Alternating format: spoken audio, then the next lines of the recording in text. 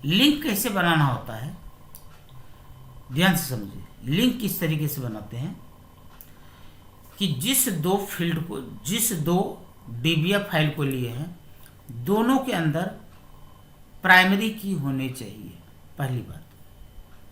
Number 2, दोनों के पास कोई कॉमन फील्ड होनी चाहिए। अब यहाँ पर कस्टमर आईडी है और यहाँ पर भी कस्टमर आईडी है, कॉमन हो गया। जिसमें ये मैंने बताया था, उस समय आपको मैंने दिखाया था कि लिंकिंग किस तरीके से हो रहा है। अब यदि इसको मैनुअली करना है तो आप इसको यहाँ पर क्लिक करेंगे और लेफ्ट बटन को प्रेस करते हुए आप इधर लाएंगे। जब इस तरीके का निशान बन जाएगा तो आप यहाँ पर छोड़ देंगे, कहीं भी आप ओके करेंगे, लिंक तैयार हो गया। तो इसको कहा जाता है रिलेशन। नमस्कार दोस्तों, आप सबों का स्वागत है। आज के इस नए वीडियो में मैं आपको बताऊंगा कि विजुअल फॉक्स प्रो में दो अलग अलग डाटाबेस के बीच में, यानी कि दो अलग अलग डीबीएफ फाइल के बीच में किस तरीके से रिलेशन एस्टेब्लिश करते हैं, चाहे वो रिपोर्ट तैयार करना हो या कोई भी। मान लीजिए कि आपके पास दो अलग अलग डाटाबेस है। एक मान लीजिए कि आपके पास कस्टमर के नेम का है और दूसरा डाटाबेस आपके पास आइटम का है। मान लीजिए आपका कोई एक सॉफ्टवेयर है सेल परचेज से संबंधित, तो आप ये चाहते हैं कि कस्टमर वाले डीबीएफ फाइल से कस्टमर का नाम, एड्रेस ये उठाएं, और जो आइटम का लिस्ट है, आइटम का डीबीएफ है, वहाँ से आप आइटम को उठाएं, प्राइस उठाएं, और फिर उन दोनों को मिला करके एक नया डीबीएफ बनाएं।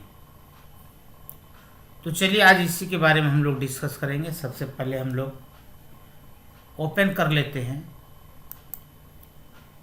Visual fox pro 9। ये रहा विजुअल फॉक्स प्रो 9, इसे मैंने ओपन किया।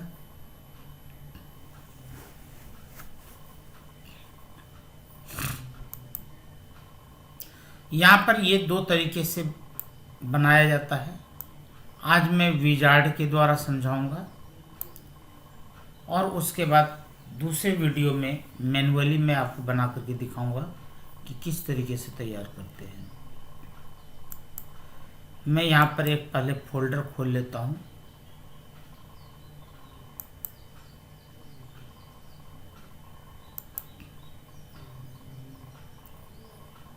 ये शॉप नाम का एक फोल्डर है।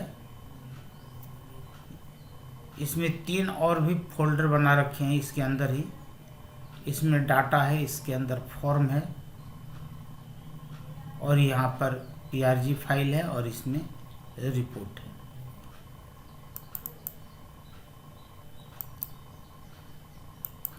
यहाँ पर मैंने अभी 2 फॉर्म बनाए हैं।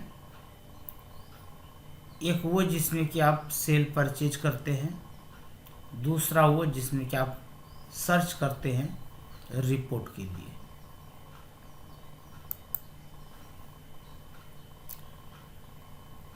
सबसे पहले मैं आपको यहाँ पर रिपोर्ट बनाने के लिए बता रहा हूँ। आप यहाँ पर न्यू पर गए और इस न्यू के अंदर यहाँ पर रिपोर्ट है। इस रिपोर्ट को सेलेक्ट किए और आज चूंकि विजार्ड के द्वारा मैं आपको समझाने जा रहा हूँ, इसलिए आप इस विजार्ड को क्लिक करेंगे। अब यहाँ पर आप देख सकते हैं, आपसे पूछा जा रहा है 1 to many रिपोर्ट या सिंपली रिपोर्ट। तो मैं यहाँ पर 1 to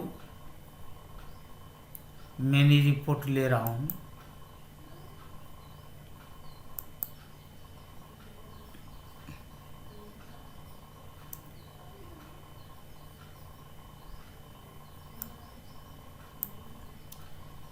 अब ये जो आप देख रहे हैं, आपको यहाँ पर कहा जा रहा है कि सेलेक्ट पेरेंट टेबल फील्ड, यानी आपको यहाँ पर एक पेरेंट टेबल फील्ड तैयार करना होता है, सेलेक्ट करना होता है। उसके बाद चाइल्ड टेबल, तो आप इसके लिए क्या करेंगे, यहाँ पर जो फ्री टेबल लिखा हुआ है यहाँ पर क्लिक करेंगे और आपको यहाँ से पाथ देना पड़ेगा। तो मैंने यहाँ पर पाथ दिया। डी ड्राइव के अंदर शॉप नाम का डायरेक्टरी है और इसके अंदर एक डाटा नाम की डायरेक्टरी है और मैं यहाँ पर रिलेशन एस्टेब्लिश करने जा रहा हूँ कस्टमर और ऑर्डर आइटम। एक्चुअली मैं यहाँ पर ये करने जा रहा हूँ कि मैं ये जानना चाहता हूँ कि किस कस्टमर ने कौन सा आइटम ऑर्डर किया है या परचेज किया है, किस डेट में किया है।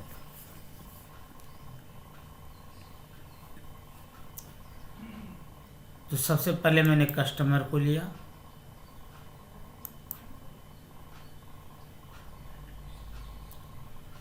और यहाँ से मैंने ले लिया कस्टमर आईडी, कस्टमर का नाम और कस्टमर का सिटी, ये 3 मैंने लिया। फिर यहाँ पर आप नेक्स्ट करते हैं, ये नेक्स्ट बटन है।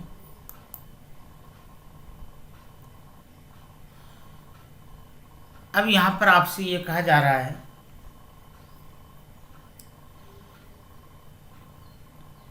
कि ये जो अवेलेबल फील्ड है, अब यहाँ पर चाइल्ड टेबल आपसे पूछा जा रहा है। स्टेप 2 यहाँ पर कहा जा रहा है कि सेलेक्ट चाइल्ड टेबल। तो चाइल्ड टेबल के लिए फिर हम वहीं पर जाएंगे और यहाँ से मैं ऑर्डर आइटम, ये DBF सेलेक्ट कर रहा हूँ।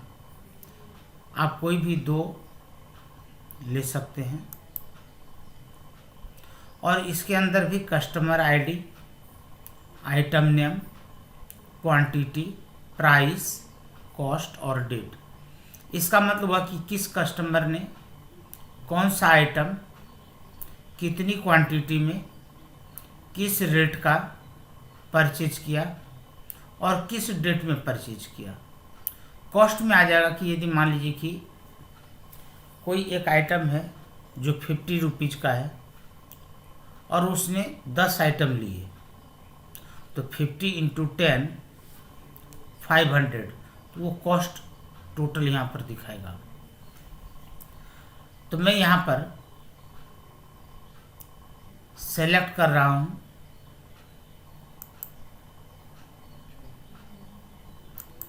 आइटम, क्वांटिटी, प्राइस, कॉस्ट और डेट। लास्ट में इसे भी मैं रख ही लेता हूँ। आप इसको ऐसे भी कर सकते थे ताकि एक बार में सेलेक्ट हो जाए। फिर नेक्स्ट। अब देखिए दोनों में क्या है, कस्टमर DBF में और ऑर्डर आइटम DBF में, दोनों में कस्टमर आईडी एक कॉमन है। तो यहाँ पर इसके बीच में रिलेशन बना,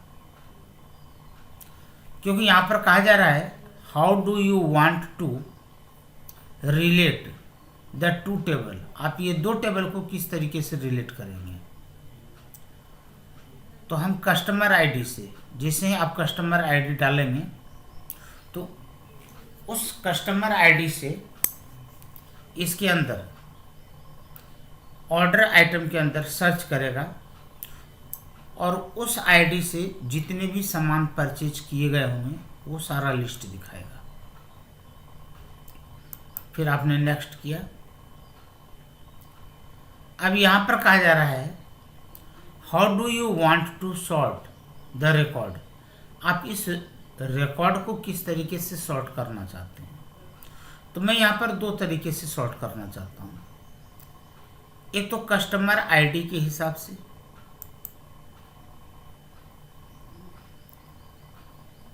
और दूसरा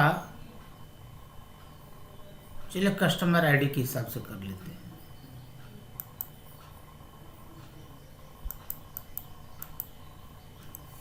कस्टमर आईडी के हिसाब से,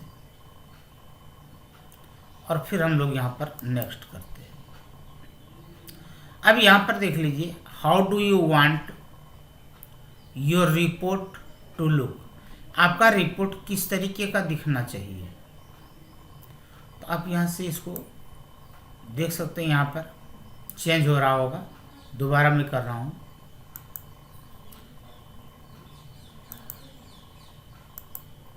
आपको जिस तरीके का प्रेजेंटेशन चाहिए, तो मैं यहाँ पर एग्जीक्यूटिव भी रहने देना चाह रहा हूँ। फिर यहाँ पर आपसे कहा जा रहा है कि समरी ऑप्शन, तो मैं ये चाहता हूँ कि जो कॉस्ट है वो लास्ट में टोटल हो जाए। मान लीजिए कि किसी कस्टमर ने 10 सामान लिए हैं, तो लास्ट में टोटल हमें मिल जाए। तो यहाँ पर कॉस्ट का सम करते हैं।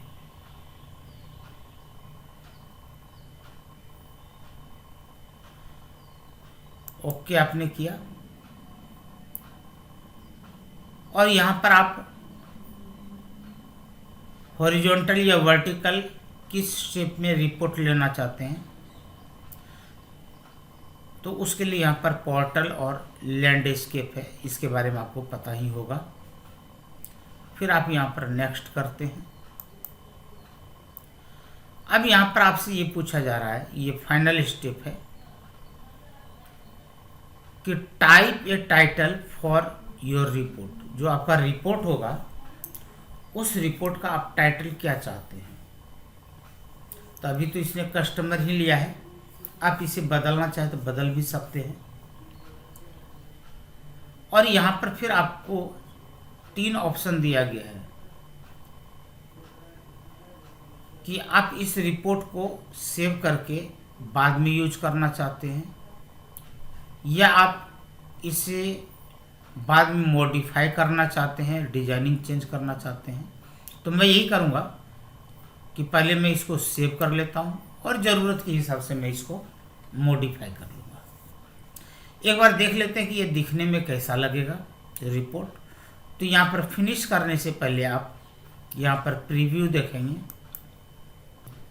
इसका कस्टमर आईडी MKS है, CT डागड़ा है।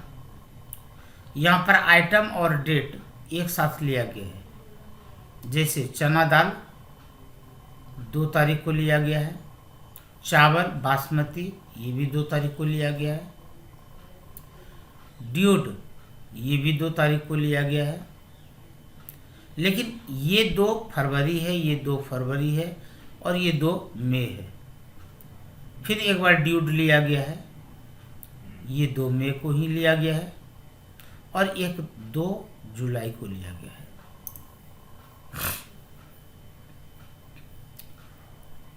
उसके बाद यहाँ पर क्वांटिटी, प्राइस और कैलकुलेशन देख लीजिए। 10 × 50 500, 6 × 50, इसको सुधारना पड़ेगा, इसने सही लिया नहीं है। तो अभी मैं इसको सुधार करके आपको बताता हूँ, क्योंकि ये तो उसने वो उठाया है जो कि फील्ड में हमने फिल किया होगा। अब मैं इसमें फॉर्मूला लगाऊंगा, तो फॉर्मूला लगा करके देखते हैं। अब यहाँ पर एक बार हम फिनिश कर देते हैं, और इस DBF का नाम हम रख देते हैं, यानी सॉरी इस रिपोर्ट का नाम रख देते हैं। देखते हैं पहले से यहाँ पर कौन कौन सी रिपोर्ट है। यहाँ पर रिपोर्ट 1 है, तो मैं यहाँ पर रिपोर्ट 2 कर देता हूँ। मैंने यहाँ पर रिपोर्ट 2 कर दिया। अब यहाँ पर सेव हो गया। अब इसको मैं सुधारना चाहता हूँ, क्योंकि जब ऊपर में कस्टमर आईडी आ गया, तो अब यहाँ पर कस्टमर आईडी की अपने को कोई ज़रूरत नहीं है। तो कस्टमर आईडी इसे मैंने यहाँ से डिलीट किया, इसे मैंने यहाँ से डिलीट कर दिया और इसको थोड़ा सा मैं साइड चेंज कर लेता हूँ, लेफ्ट साइड कर लेता हूँ।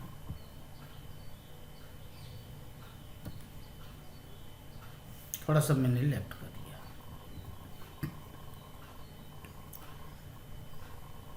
अब यदि मान लीजिए कि यहाँ पर आप कुछ बदलना चाहते हैं तो यहाँ पर डबल क्लिक किए, दोबारा मैं कर रहा हूँ, यहाँ पर आप डबल क्लिक करेंगे, ये खुल जाएगा।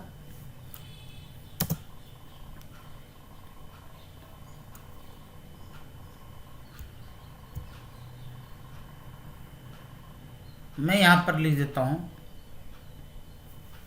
Purchase list by customer.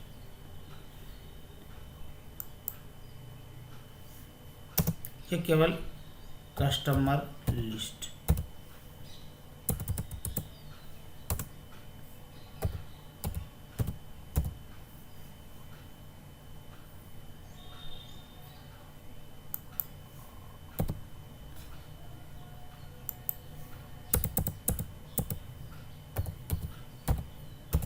List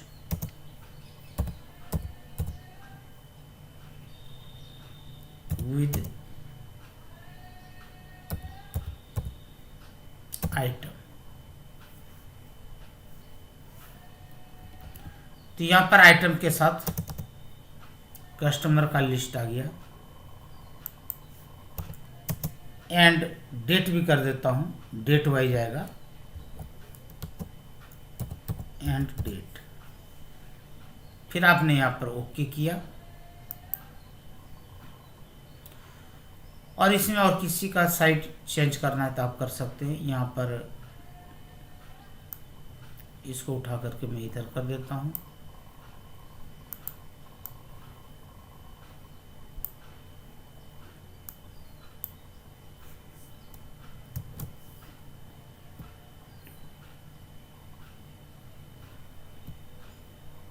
आप अपने हिसाब से डिजाइनिंग कर सकते हैं और इसको थोड़ा सा मैंने उठाया, थोड़ा सा मैंने ऊपर कर दिया।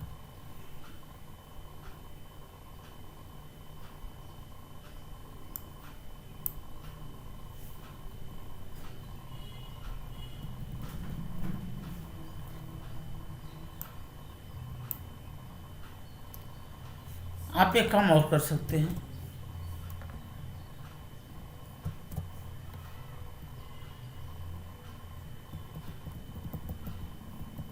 यहाँ पर इस तरीके से लगा दें।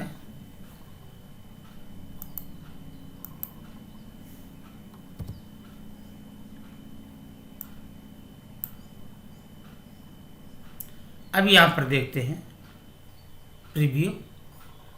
हाँ, मैंने कहा था फॉर्मूला लगाना है, तो आप यहाँ पर क्या करेंगे कि ये जो कॉस्ट वाला पोर्शन है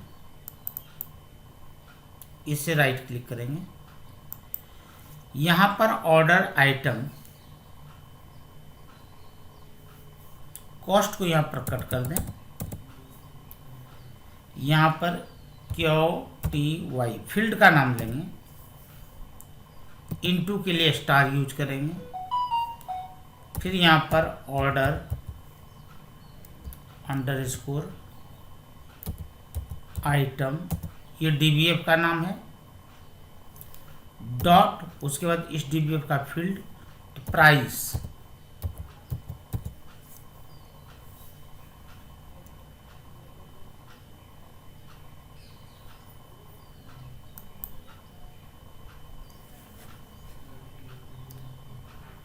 उसी तरीके से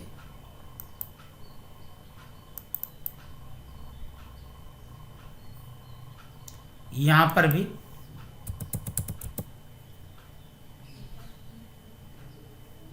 QTY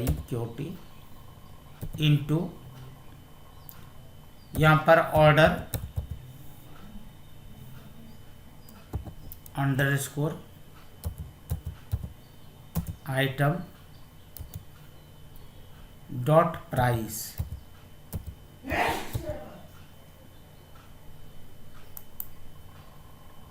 और ये भी कॉस्ट है, तो यहाँ भी आप वही फॉर्मूला लगाएंगे, QTY, इसका मतलब क्वांटिटी, मैंने फील्ड में यही नाम दिया है। फिर ऑर्डर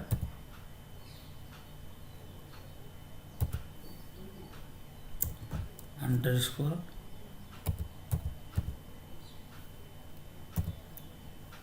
आइटम्स डॉट प्राइस।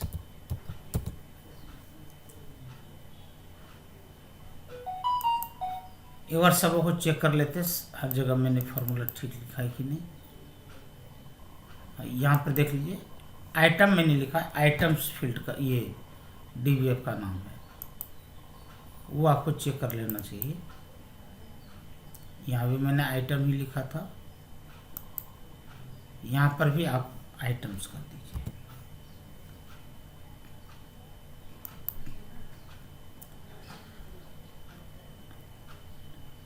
अब यहाँ पर एक बार फिर चेक कर लेते हैं।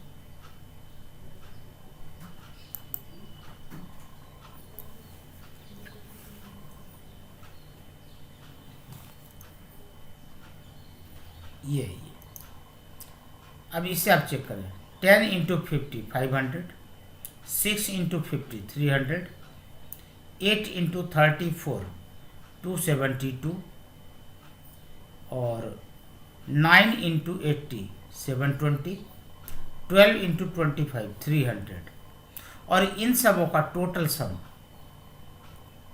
2092। अब इसको मैं ये चाहता हूँ कि इसके ठीक सामने में आ जाए ताकि दिखने में अच्छा लगे, तो इसको थोड़ा सा आप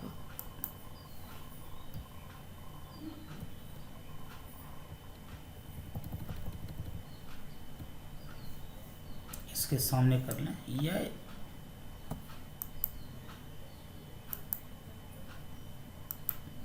इन तीनों को सिलेक्ट कर लीजिए।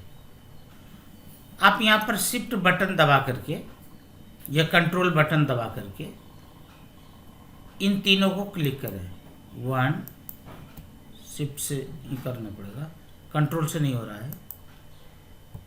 1 2 3, शिफ्ट बटन प्रेस करके इन तीनों को क्लिक कर दें। अब आप यहाँ पर आ जाएं फॉर्मेट में। फॉर्मेट में अलाइन है, और इसके ठीक सामने आप आ जाएं अलाइन लेफ्ट साइड, इसे क्लिक कर दें तो ये लेफ्ट साइड में आ गया। अब ये सभी एक सीध में हो चुके हैं, और अब इसको रन करा करके देखते हैं कि अब ये दिखने में कैसा लगेगा। अब ये देख लीजिए, अब सभी एक सीध में आ गए हैं। तो मुझे लगता है कि ये समझ में आ गया, लेकिन मैं कोशिश कर रहा हूँ, इसने तो सबों का निकाल दिया। मैं चाहता हूँ कि मैं जिसका चाहूँ केवल उसी का निकाले, तो उसके लिए भी ट्राई करते हैं। अब इसको आप फाइनल सेव कर दीजिए। यहाँ पर आपको जो कुछ भी लिखना होगा वो लिख सकते हैं।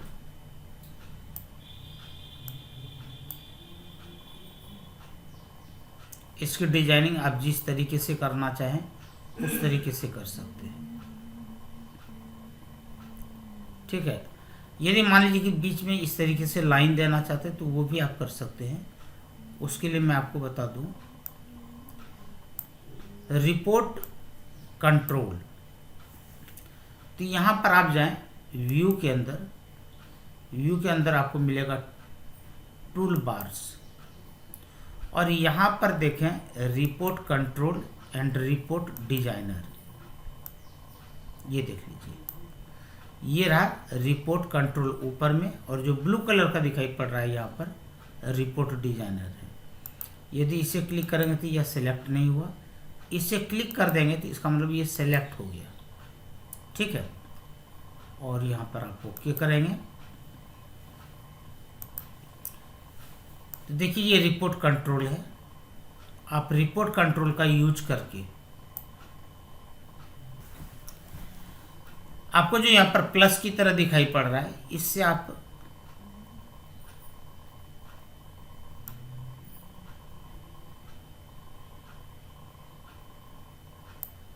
ऐसे लाइनिंग करेंगे।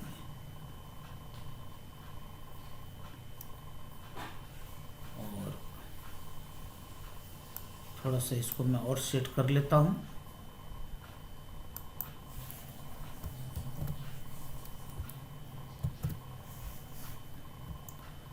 और एक लाइन ऊपर में लगाता हूँ।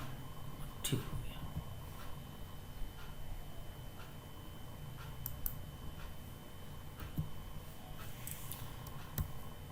और इससे आप कॉपी कर लें, पेस्ट करें और इसका अपनी जगह पर जहाँ पर इसको सेट करना चाहते हैं वहाँ पर इसे सेट करें।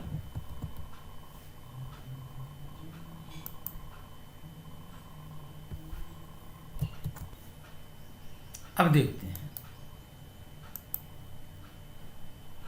तो ये अब आपको इस तरीके से दिखाई पड़ेगा। तो आप अपने हिसाब से इसको सेटिंग कर सकते हैं। अब आगे इसे मैं सेव कर रहा हूं। यस, अब मैं फॉर्म खोल रहा हूं।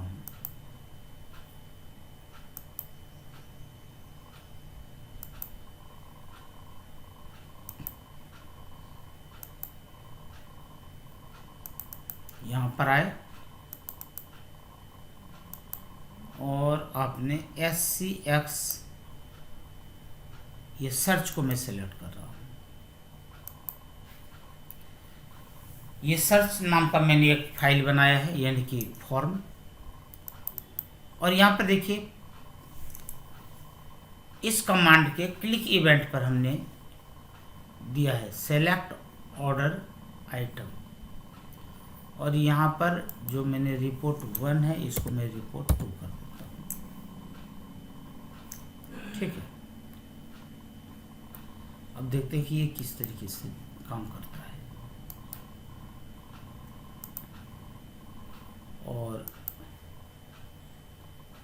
ये जो TEXT1 है, इसके ऊपर मैं कुछ लिख देता हूँ कि आखिर यहाँ पर आपको लिखना क्या है। तो यहाँ पर आपको लिखना है, इसमें लिखना है एंटर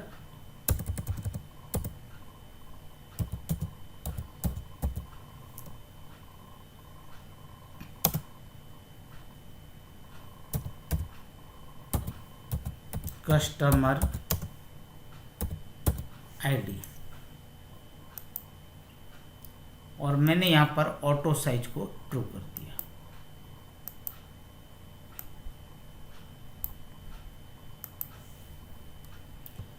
इसका साइज थोड़ा बड़ा कर लेता हूँ।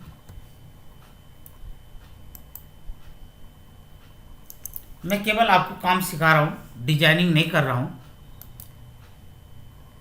मैंने इसमें कौन कौन से कमांड लगाए हैं वो देख लीजिए। इस टेक्स्ट के अंदर मैंने इंटरैक्टिव चेंज के अंदर ये लोकल वेरिएबल हमने डाल दिया। हालांकि इतने की अपने को कोई ज़रूरत थी नहीं, अपने को केवल सी टेक्स्ट की ज़रूरत थी। तो मैं केवल यहाँ पर सी टेक्स्ट रहने देता हूँ, और तो किसी की ज़रूरत है ही नहीं।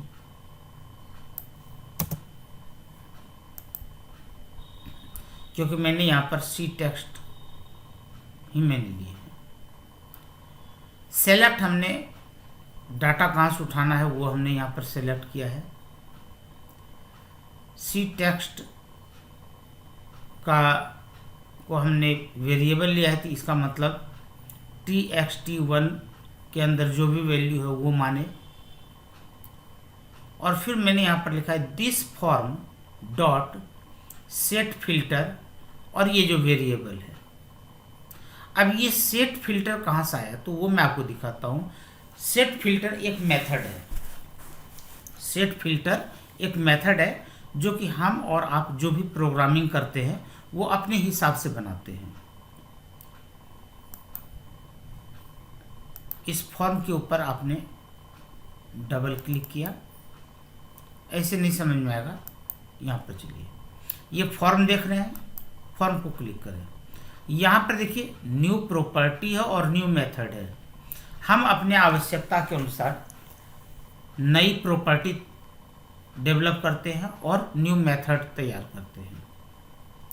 तो मैं बता दूं, जो मैंने यहाँ पर न्यू मेथड लिखे हैं, एक बना करके बताता हूँ। न्यू मेथड को आपने क्लिक किया और यहाँ पर आपको मेथड का नाम देना होता है। मान लीजिए मैंने यहाँ पर दिया सेट फिल्टर 1 दे दिया, और इसको आप अभी देख लीजिए। एक चीज़ यहाँ पर सेव करने से पहले मैं आपको इसमें एक चीज़ बताता हूँ। इसको मैं क्लोज कर रहा हूँ, तब आप सही अच्छे तरीके से समझ पाएंगे। इसको मैं थोड़ा बड़ा भी कर देता हूँ।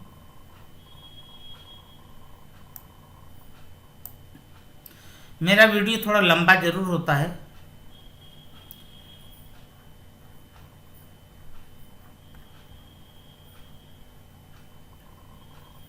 देखिए यहाँ पर सेट फिल्टर लिखा हुआ है। इससे पहले वाला तो इसके अंदर ऑलरेडी इनबिल्ट होता है, और ये जो सेट फिल्टर है ये प्रोग्रामर के द्वारा, डेवलपर के द्वारा ये तैयार किया जाता है। तो अभी देखिए सेट फिल्टर 1 यहाँ पर नहीं है, तो मैं अब यहाँ पर सेट फिल्टर न्यू मेथड में मैं गया और यहाँ पर मैंने लिखा सेट फिल्टर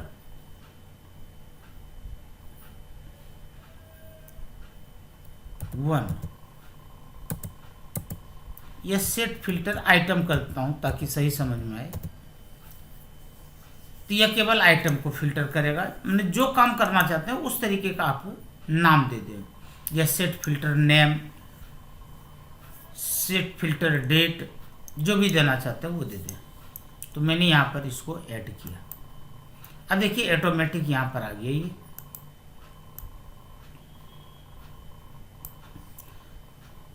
देखिए सेट फिल्टर और इसके नीचे सेट फिल्टर आइटम।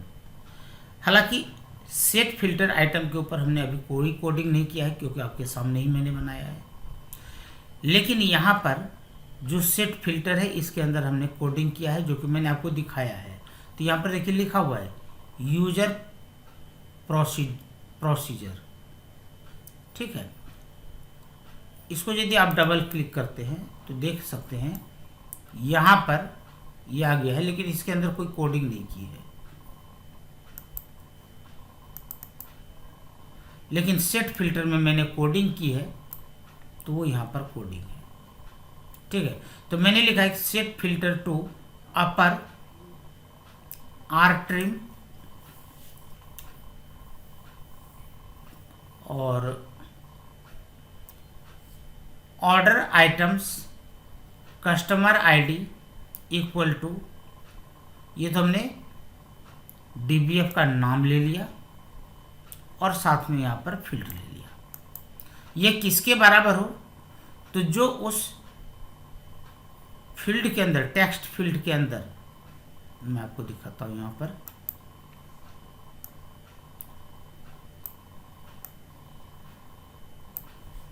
यहाँ पर इसका नाम क्या है, TEXT1।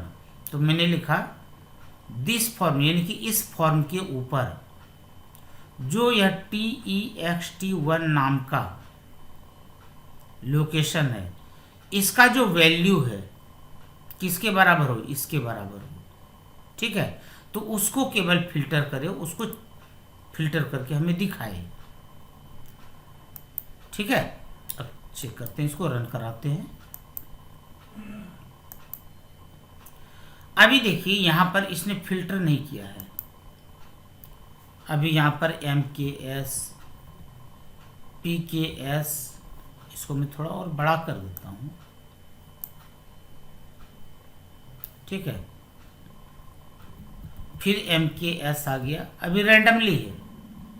फिर NKS आ गया, इस तरीके से।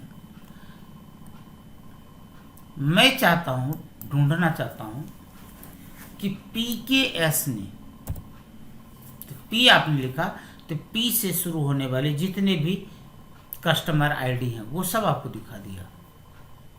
यदि आप यहाँ पर M लिखते हैं तो M से रिलेटेड सारे कस्टमर इसने दिखा दिए। यदि आपने N लिखा तो N से रिलेटेड सारे कस्टमर दिखाए। या आपने G लिखा, G से कोई नहीं है। J लिखे, J से कोई नहीं है। L लिखे, L से एक कस्टमर है, ठीक है। तो मैं यहाँ पर M लिखता हूँ। अब यहाँ पर मैं प्रिंट बटन को क्लिक कर रहा हूँ, तो देखते हैं कि यहाँ पर क्या दिखा रहा है। इसने पूरा दिखा दिया। मैं ये चाहता हूँ कि केवल यदि M लिखा है तो MKS वाले को ही दिखाए, केवल यह MKS वाले को ही दिखाए। जैसे मैं आपको दिखाता हूँ एक दूसरा जो मैंने बनाया है।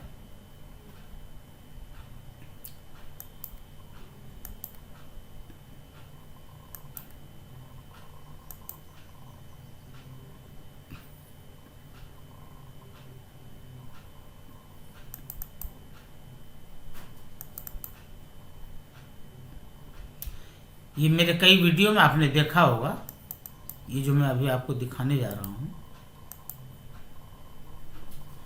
जैसे मैंने यहाँ से क्लास सेलेक्ट किया, यहाँ से मैंने सेशन सेलेक्ट किया और यहाँ पर हमने 12 लिखा। तो देखिए यहाँ पर आप इसमें देखे होंगे कि चेंज हुआ है, ध्यान से देखेंगे। मान लीजिए मैंने 11 लिखा तो फिर ये चेंज हो गया। यदि मैं यहाँ पर नेम दे देता हूँ, सेशन ये रखता हूँ और मैं लिखता हूँ R, तो केवल R वाले को दिखा दिया। फिर मैंने लिखा O, तो RO से केवल एक यही नाम है, ठीक है। और मैं ये देखना चाहता हूँ कि इसके कितने फीस आए हुए हैं, पूरा डिटेल रिपोर्ट।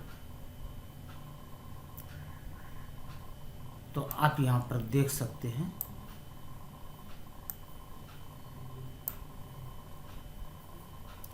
तो यह केवल रोहन का ही दिखाएगा और किसी का नहीं दिखाएगा। लेकिन यदि मैं यहाँ पर क्लास ले लेता हूँ, या मान लीजिए कि मैंने केवल R लिखा, तो यहाँ पर 1 2 3 4 5 6 7 स्टूडेंट्स की रिपोर्ट दिखाएंगे। यानी कि यहाँ पर जितने आपको स्क्रीन के ऊपर नजर आएंगे उतने दिखाएंगे। जैसे कि रोहन 1, राहुल 2,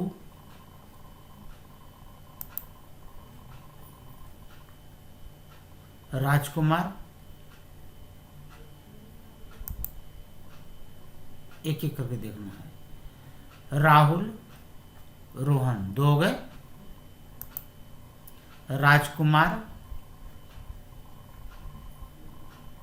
ये 3 दिखा रहा है।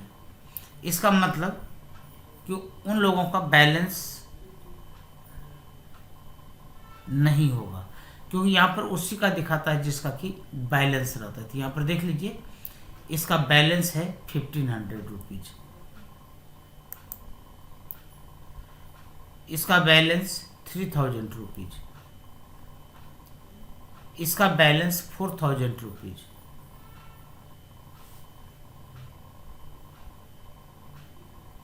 क्योंकि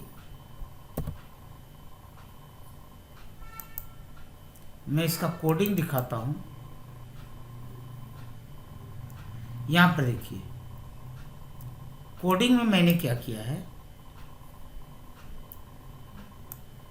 मेन पॉइंट आप इसे देखेंगे।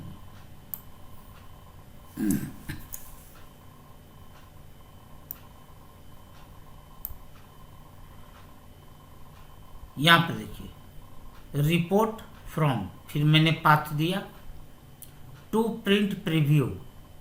यदि हम इतना ही छोड़ देते, यदि हम फॉर नहीं लगाते, क्योंकि यहाँ तो for student fee balance greater than 0, ये तो अभी तक उसी को दिखा रहा था जिसका कि बैलेंस कुछ था, 0 से ज़्यादा था। अब मैंने यहाँ पर ब्लॉक कर दिया, तो अब देख लीजिए, अब ये सबों का दिखाएगा।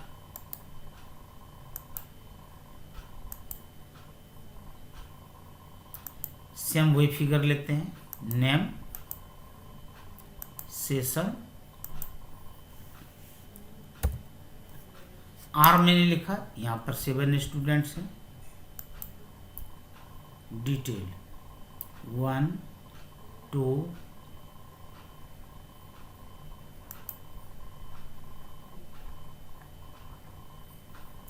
3 राहुल, ऋतिक,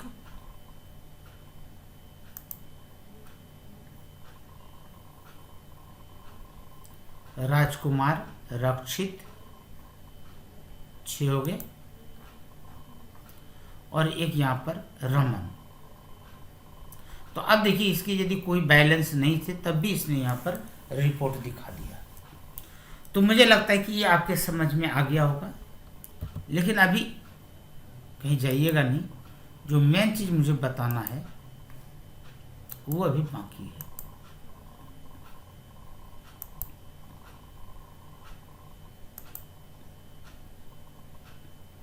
वीडियो मेरा लंबा होता है,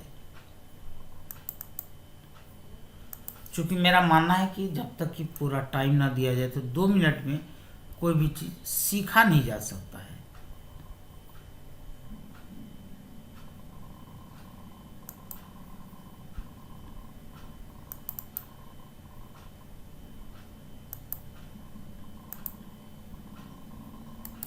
अब मैं यहाँ पर राइट क्लिक कर रहा हूँ और डाटा एनवायरनमेंट में जा रहा हूँ। तो यहाँ पर देखिए विजार्ड में क्या होता है कि ये ऑलरेडी लिंकिंग हो जाता है,